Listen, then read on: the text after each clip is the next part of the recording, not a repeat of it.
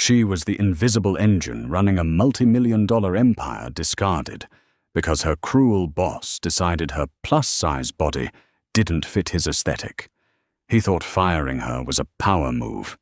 He didn't know he just handed the city's most ruthless mafia boss the ultimate weapon.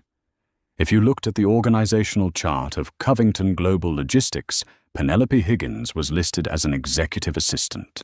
If you looked at the reality of the Chicago-based firm, Penelope was the spine, the brain, and the beating heart of the entire operation. Penelope was 28 years old, possessing a brilliant logistical mind, an unparalleled work ethic, and a size 22 body.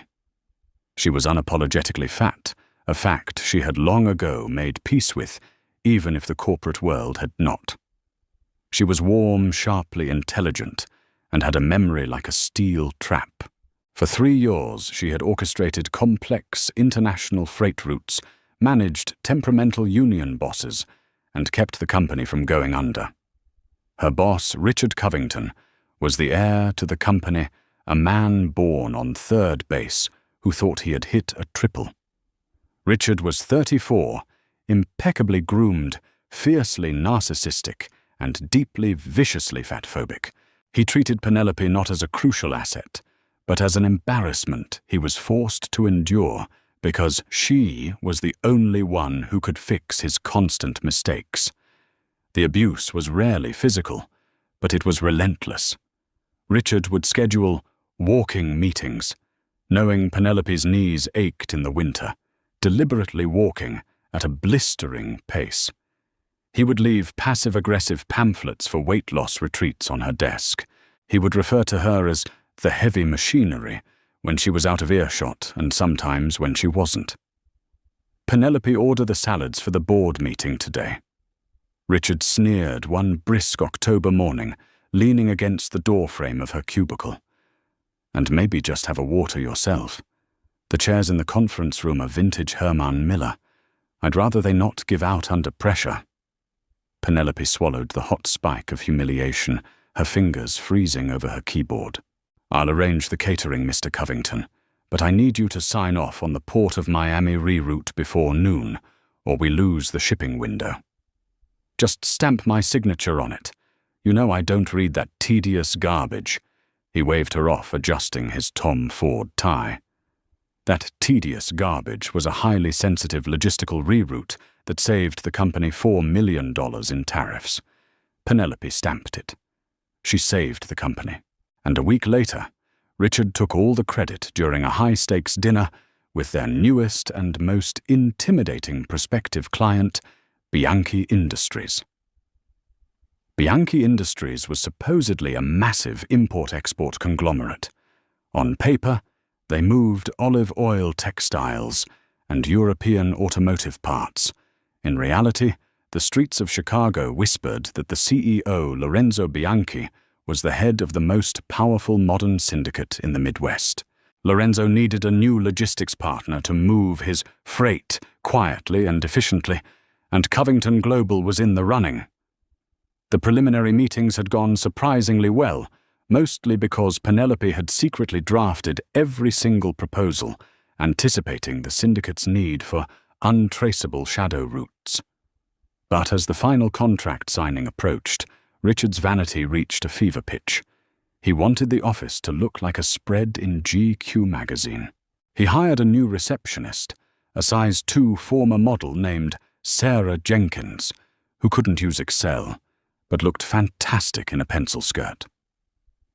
The day before, Lorenzo Bianchi was scheduled to visit the headquarters to sign the exclusive contract. Richard called Penelope into the center of the open-plan bullpen. He didn't even have the decency to do it behind closed doors. "Penelope, we need to talk about your future here," Richard announced, his voice carrying over the typing of 50 employees. Penelope stood up, smoothing down her sensible black slacks. "Is this about the Bianchi manifest? Richard, I've already triple-checked the customs declarations." "No, Penelope. It's about our brand," Richard interrupted, smiling a chilling plastic smile. Covington Global is entering a new tier of luxury corporate partnerships. We are projecting speed, efficiency, and sleekness." He looked her up and down with blatant, undisguised disgust. "You don't fit that profile. You take up too much space in this office, literally and figuratively. It's bad for our image." The bullpen went dead silent. Penelope felt the blood drain from her face. You're firing me because of my weight. I'm terminating your employment due to a restructuring of the executive suite," Richard corrected smoothly, legally covering his tracks. "Sarah will be taking over my direct assistance. Security has a box for your personal items. I want you out of the building in 10 minutes. "Sarah doesn't know the first thing about the shadow routes," Penelope said, her voice shaking with a mix of fury and devastation. "She doesn't know the union passwords. She doesn't know the customs loopholes I built for the Bianchi deal. It's shipping, Penelope. It's not rocket science." Richard laughed, turning his back on her. "We'll manage without the dead weight." Humiliated, with dozens of pitying eyes boring into her back, Penelope packed her desk. She didn't cry. She held her head high, picked up her heavy cardboard box, and walked out of Covington Global Logistics. She left behind a company that had just decapitated its own brain. A week passed. For Penelope, it was a blur of daytime television, sending out resumes to companies that never called back and crying into her pillow. The reality of being unemployed in downtown Chicago was terrifying. Her savings were meager. Richard had always vastly underpaid her. She felt entirely worthless, replaying Richard's cruel words about her body taking up too much space on an endless, torturous loop. Meanwhile, at Covington Global, the sky was falling. Without Penelope, the intricate logistical web she had spun immediately tangled. Shipments were delayed. Customs flagged 3 different containers because Sarah Jenkins used the wrong tariff codes. But the most fatal error occurred during the final contract signing with Lorenzo Bianchi. Lorenzo Bianchi was not a man who tolerated incompetence. At 36, he was a lethal combination of old-world ruthlessness and modern corporate savvy. He was strikingly handsome, but his dark, calculating eyes held a cold fire that made grown men sweat. Sitting in Richard's glass-walled conference room, Lorenzo looked over the final operational schedules Richard had presented. Lorenzo tapped a heavy gold pen against the mahogany table. "Mr. Covington." Lorenzo's voice was a low, terrifying baritone. "This schedule has my shipments bottlenecking in Newark. The draft I saw last month bypassed Newark entirely using a blind company transfer in Delaware." "Where is the Delaware route?" Richard panicked, sweating through his custom suit. He looked at Sarah, who was busy filing her nails in the corner. We optimized the route, Mr. Bianchi, to save on fuel." Lorenzo didn't blink. "The Delaware route saved me from federal oversight. Newark puts my cargo directly in the hands of the Port Authority. You didn't optimize anything. You lost the route." Lorenzo leaned forward, his gaze piercing. "Who wrote the initial proposal?" "I did, of course." Richard lied, his voice cracking. Lorenzo stood up, buttoning his suit jacket. "No, you didn't. The mind that built that proposal was sharp, detail-oriented, and understood exactly what I needed without me having to say it. You are a fool in a cheap suit." Lorenzo signaled to his 2 massive bodyguards. "Find out who actually ran this company. We are done here." It took Lorenzo's men exactly 24 hours to find Penelope. It was a rainy Tuesday afternoon. Penelope was sitting in a booth at an old diner on the outskirts of the West Loop, nursing a lukewarm coffee and aggressively circling job ads in a discarded newspaper. She wore a comfortable, oversized sweater, her dark hair pulled into a messy bun, looking completely defeated. The bell above the diner door jingled. The atmosphere in the room instantly shifted, growing heavy and tense. Penelope looked up to see three men in impeccably tailored dark suits approach her booth. The two massive men stood back, scanning the diner, while the man in the center slid effortlessly into the booth opposite her. Penelope recognized him instantly from the dossiers she had compiled. Lorenzo Bianchi, the head of the Chicago syndicate. Her breath hitched, panic rising in her chest. Had Richard blamed the botched routes on her? Was the Mafia here to tie up loose ends? Penelope Higgins. Lorenzo said, his voice smooth and dangerously calm. It wasn't a question. Mr. Bianchi, Penelope managed to say, forcing her voice to remain steady. If Richard sent you, I have nothing to do with Covington Global anymore. I don't have access to your shipping manifests. Richard Covington is a dead man, walking financially speaking, Lorenzo replied, waving a hand dismissively. He signaled the waitress for a coffee, his eyes never leaving Penelope's face. He looked at her intently, taking in her soft, full features, the sharp intelligence in her wide eyes, and the undeniable presence she held even in an oversized sweater in a greasy diner. My men did some digging, Lorenzo continued. They found out that the Delaware shadow route, the Miami tariff loophole, and the Union pacification strategies were all designed by an executive assistant making $60,000 a year. I was very good at my job, Penelope said, quietly, looking down at her hands. You were the only good thing about that company, Lorenzo corrected. Why were you fired? Penelope flushed, the familiar shame burning her cheeks. She didn't want to explain to a terrifying, gorgeous Mafia boss that she was fired for being too fat. Corporate restructuring. Mr. Covington felt my image didn't align with the luxury brand. Lorenzo's eyes darkened, a flash of genuine anger crossing his features. He was a predator, and he understood the dynamics of power.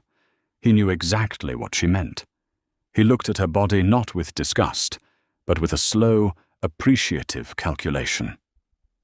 Covington is a weak man who fears what he cannot control, Lorenzo said softly.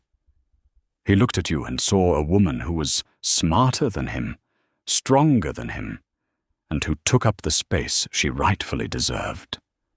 So he tried to shrink you. Penelope stared at him, stunned. No one had ever spoken to her like this.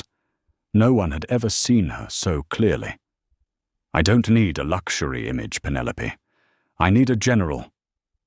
Lorenzo leaned across the table, the scent of expensive cologne and rain enveloping her. My organization is vast. The legitimate fronts are expanding, and my current logistics director is an idiot who is skimming off the top. I need someone with a mind like yours. You want me to work for the Mafia? Penelope whispered, glancing nervously around the diner. I want you to be my director of operations, my second in command for all legitimate and transitional enterprises, Lorenzo stated, laying a sleek black envelope on the table. You will have a corner office, a salary 5 times what Covington paid you, and complete autonomy over the supply chain. You report only to me. Penelope stared at the envelope. Why me? You could hire anyone. I'm just a fired assistant. Look at me.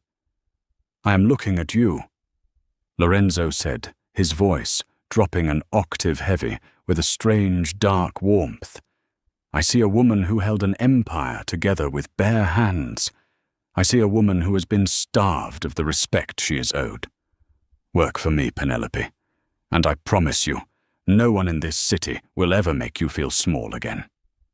Penelope looked from the envelope to Lorenzo's intense, unwavering gaze. For the first time in her life, she felt dangerous. She felt powerful. She reached out and placed her hand over the envelope. When do I start? She asked. A slow, predatory smile spread across Lorenzo's face. Right now, we have an empire to run, and a man named Richard Covington to destroy. Penelope Higgins did not merely step into her new role at Bianchi Industries. She claimed it like a conqueror entering a surrendered city. Her new office was a sprawling penthouse suite on the 42nd floor of the Bianchi Tower in downtown Chicago, featuring floor-to-ceiling windows overlooking Lake Michigan. The day she arrived, Lorenzo had a tailor waiting for her. "Off the rack is for subordinates," Lorenzo had told her, his dark eyes tracing the curve of her hips. "You are my second in command. You will dress like the royalty you are." Within weeks, Penelope's wardrobe was a masterclass in executive power. She wore custom-tailored Marina Rinaldi power suits in deep burgundies, emerald greens, and midnight blues that draped perfectly over her size 22 figure. She stopped hiding behind oversized sweaters and started wearing structured blazers with sharp shoulders and silk blouses. For the first time in her life, she took up space unapologetically. But her transformation was not just physical, it was operational. Penelope dove into the syndicate's books with a surgical precision that terrified the old guard. Her first target was Arthur Pendleton, the syndicate's current corrupt logistics director. Arthur was a greasy, silver-haired man who had been skimming off Lorenzo's legitimate construction fronts for years. He took one look at Penelope, a soft, plus-size woman holding a tablet, and smirked, assuming she was just Lorenzo's new plaything. He found out how wrong he was during her first executive board meeting. The room was filled with 20 of Chicago's most dangerous men capos and lieutenants who managed the lifeblood of the Bianchi empire. Lorenzo sat at the head of the long mahogany table, silent and imposing, gesturing for Penelope to take the floor. "Gentlemen," Penelope began, her voice steady, projecting effortlessly across the room. She tapped a button, and the massive screen behind her illuminated with a complex web of shipping manifests, offshore accounts, and trucking routes. "Over the past 72 hours, I have audited our interstate freight operations, and I have found a $3 million hemorrhage." Arthur Pendleton scoffed loudly. "Listen, sweetheart. You might know how to fetch coffee for a corporate suit, but this is the real world. Our roots are ironclad. The overhead is just the cost of doing business in the Midwest." Penelope turned to Arthur, her expression ice cold. She didn't flinch. She didn't shrink. "The cost of doing business, Arthur, does not include routing our Southside construction materials through a dummy corporation in the Cayman Islands that is registered in your wife's maiden name," Penelope stated clearly. The room went dead silent. The temperature seemed to drop 10 degrees. Penelope pressed another button. A bank statement flashed on the screen. "You've been overcharging the syndicate for diesel fuel by 20% and pocketing the difference through a shell company. You also botched the Detroit reroute last month, blaming customs when, in reality, you sold our warehouse space to the O'Sullivan family for a quick under-the-table payout." Arthur turned, completely pale, sweat instantly beading on his forehead. He looked toward Lorenzo, his voice trembling.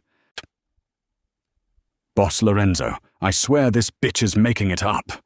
She's manipulating the data." Lorenzo didn't raise his voice. He didn't even move. He simply leaned back in his leather chair and looked at Arthur, with eyes that promised violence. "You will address her as Ms. Higgins, and Ms. Higgins does not make mistakes." "Pack your desk, Arthur," Penelope commanded, her tone final. "You have exactly 10 minutes to leave the building before I hand these ledgers over to the feds, or worse, let Mr. Bianchi handle your severance package." Arthur practically sprinted out of the room. The remaining capos stared at Penelope, their initial skepticism replaced by profound, fearful respect. She had just dismantled a 30-year veteran of the syndicate in under 3 minutes, using nothing but a spreadsheet. Lorenzo looked at Penelope from across the room, a slow, dark smile curving his lips. The raw, predatory hunger in his eyes made Penelope's breath catch in her throat. He wasn't just impressed. He was utterly captivated by her brilliance. Under Penelope's control, the Bianchi syndicate's profits skyrocketed. She implemented decentralized shipping networks, digitized their offshore banking, and created a supply chain so tightly optimized that not a single truck boat or cargo plane was ever flagged by federal authorities. She was brilliant, and with Lorenzo's terrifying reputation backing her, she was untouchable. Meanwhile, a few miles away, Covington Global Logistics was burning to the ground. Without Penelope's constant vigilance, Richard Covington had driven his family's company into a spectacular nosedive. Sarah Jenkins had quit after 2 weeks when she realized she couldn't charm her way out of federal customs audits. Clients were leaving in droves. Desperate to save face and keep his luxury lifestyle afloat, Richard made the most fatal mistake of his pampered life. He needed cash quickly to pay off crippling debts he had hidden from his board of directors. He reached out to Declan O'Sullivan, the brutal head of the Irish syndicate, and Lorenzo Bianchi's fiercest rival. Richard promised Declan exclusive use of the Covington shipping lanes for a massive shipment of illegal firearms coming in from Eastern Europe, taking a massive $2 million advance to keep his company solvent. What Richard didn't know was that he didn't own those shipping lanes anymore. Penelope had systematically engineered a quiet, hostile buyout of Covington Global's most crucial port contracts through a series of Bianchi-owned shell companies. When Declan O'Sullivan's shipment arrived at the port of Chicago, the dock workers who now reported strictly to Penelope's union bosses refused to unload the cargo. The feds seized the containers within hours. Declan O'Sullivan was out $20 million in contraband, and he wanted Richard Covington's head on a spike. It was a cold, rainy Thursday evening when Richard Covington received the phone call. His accounts were frozen. The bank was foreclosing on his Gold Coast penthouse, and Declan O'Sullivan's men had been seen circling the Covington Global parking garage. Terrified, weeping, and entirely out of options, Richard called the only man in Chicago powerful enough to protect him from the Irish syndicate, Lorenzo Bianchi. He begged for a meeting, offering to sell Covington Global for pennies on the dollar, in exchange for Lorenzo paying off his debt to Declan and letting him live. Lorenzo agreed. He told Richard to come to the penthouse boardroom of the Bianchi Tower at midnight. When Richard stepped off the private elevator onto the 42nd floor, he looked like a ghost of his former self. His expensive Tom Ford suit hung loosely on his frame. He hadn't slept in days, and he was trembling so hard he could barely hold his leather briefcase. 2 massive armed men escorted him down the marble hallway and pushed open the heavy oak doors to the boardroom. The room was dimly lit, the city lights of Chicago sparkling through the rain-streaked glass behind the massive executive desk. A high-backed leather chair faced the window, obscuring the person sitting in it. "Mr. Bianchi." Richard stammered, his voice echoing in the cavernous room. He wrung his hands together. "Thank you. Thank you for seeing me. I know our previous deal didn't work out, but I am prepared to sign over Covington Global tonight. Complete controlling interest. I need you to call off Declan O'Sullivan." The leather chair slowly swiveled around. Richard's jaw dropped. The briefcase slipped from his trembling, sweaty hands, hitting the floor with a heavy thud. Sitting behind the desk wearing a stunning, custom-tailored crimson blazer was Penelope Higgins. She looked immaculate, powerful, lethal. "Hello, Richard," Penelope said smoothly, her voice a velvety purr that held no trace of the nervous assistant she used to be. "Penelope," Richard gasped, rubbing his eyes as if he were hallucinating. What are you doing here? Where is Lorenzo? You can't be here, I'm what, Richard?" Penelope leaned forward, resting her elbows on the mahogany desk, her manicured fingers steepled together. "Too big for this chair. Taking up too much space for your aesthetic." "I don't understand." Richard panicked, looking frantically at the 2 armed guards at the door who stood motionless. "Are you his secretary, Penelope? Please tell him I'm here. Declan is going to kill me." A deep, dark chuckle echoed from the shadows corner of the room. Lorenzo Bianchi stepped into the light, holding a glass of amber whiskey. He moved with the slow, deliberate grace of an apex predator. He walked over to the desk and stood directly behind Penelope, placing a large, possessive hand on her shoulder. "She is not my secretary, Covington." Lorenzo said, his voice a low, terrifying rumble that vibrated through the room. "She is the director of operations for the entire Bianchi syndicate. She is my second in command, and she is the woman who owns your company." Richard's knees buckled, and he collapsed heavily into a guest chair. "Owns it, no." "No, that's impossible. I own Covington Global." "You own a hollow shell." "Richard," Penelope corrected, sliding a thick black folder across the desk. "Over the last 2 months, I have systematically bought out every single one of your port contracts, union agreements, and shipping manifests using our subsidiary fronts. The routes you tried to sell to Declan O'Sullivan, they belonged to me. You sold him air. And when his cargo got seized, it was because my dock workers flagged it." Richard stared at her, sheer horror radiating from his eyes. You did this. You destroyed me." "I didn't destroy you, Richard. Your own incompetence did. I simply stopped holding you up," Penelope said, her voice devoid of pity. "You fired me because my body offended your delicate sensibilities. You thought I was worthless because I didn't fit into a size 2 pencil skirt. But you forgot one crucial detail." Penelope stood up. She towered over Richard, her presence magnificent and overwhelming. "My brain is what made you rich. And without me, you are nothing but a spoiled boy in a cheap suit." Lorenzo looked at Penelope, his eyes blazing with open adoration and deep, consuming desire. He had never seen anything more beautiful than this woman claiming her absolute power. "Now," Penelope said, tapping the black folder. "Inside this folder is a contract.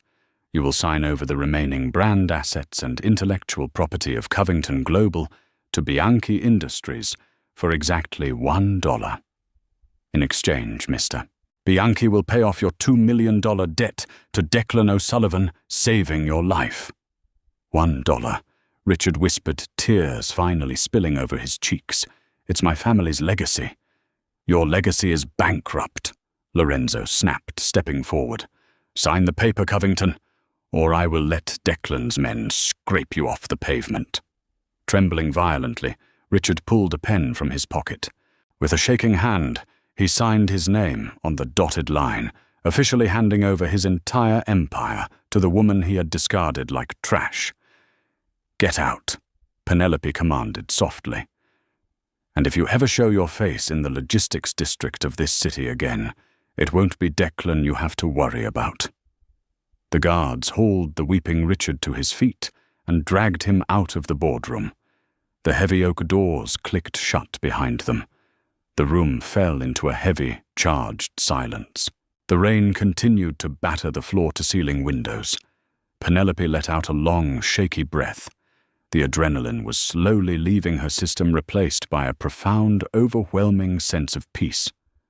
The ghost of Richard Covington, the voice in her head that told her she was ugly and worthless, was finally dead and buried. She turned to look at Lorenzo. He set his whiskey glass down on the desk and closed the distance between them in 2 long strides. "You were magnificent," Lorenzo murmured, his voice thick with raw emotion. He reached out his large hands, gently cupping her face. His thumbs brushed softly across her cheekbones. "A terrifying, beautiful queen." Penelope leaned into his touch, her heart hammering against her ribs.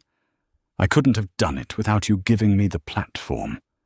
"I gave you nothing but a desk, Penelope.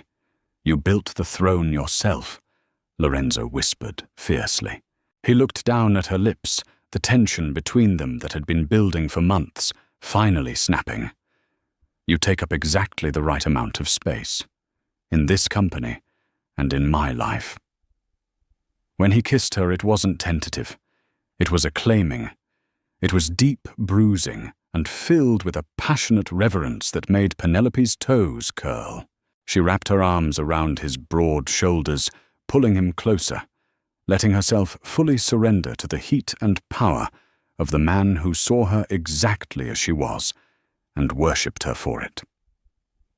6 months later, high society in Chicago experienced a seismic shift. The annual charity gala for urban development was held at the lavish ballroom of the Drake Hotel. It was the most exclusive event of the season, crawling with politicians, old money socialites, and corporate titans. When the double doors to the grand ballroom opened, the room fell into a hushed silence. Lorenzo Bianchi walked in, looking like a dark god in a custom tuxedo. But all eyes were on the woman on his arm. Penelope wore a breathtaking, custom-designed gown of deep emerald velvet that hugged her lush curves and spilled down to the marble floor in a dramatic train. Diamonds dripped from her ears and rested against her collarbone. She held her head high, a confident, dazzling smile on her face. She saw a few of her old colleagues from Covington Global in the crowd. They stared at her, their jaws slack with shock, recognizing the woman they used to mock, now standing at the absolute pinnacle of Chicago's elite. Lorenzo leaned down his lips, brushing against her ear. "They are staring at you." "Let them," Penelope whispered back, her eyes sparkling with wicked triumph. "I want them to see exactly what they lost." Lorenzo chuckled a low, rumbling sound that belonged entirely to her. He kissed her temple, pulling her flush against his side. "They lost a secretary, but I gained an empire and a queen to rule it with." Together they walked into the center of the ballroom, taking up all the space they deserved, unstoppable and magnificent. Are you obsessed with Penelope's epic revenge and her dark, powerful romance with Lorenzo? If this plus-size Mafia romance gave you all the chills and thrills, don't keep it to yourself. Smash that like button, share this video with your friends who love a badass heroine, and make sure to subscribe to our channel for more incredible jaw-dropping stories. Hit the bell icon so you never miss a dramatic twist. See you in the next story.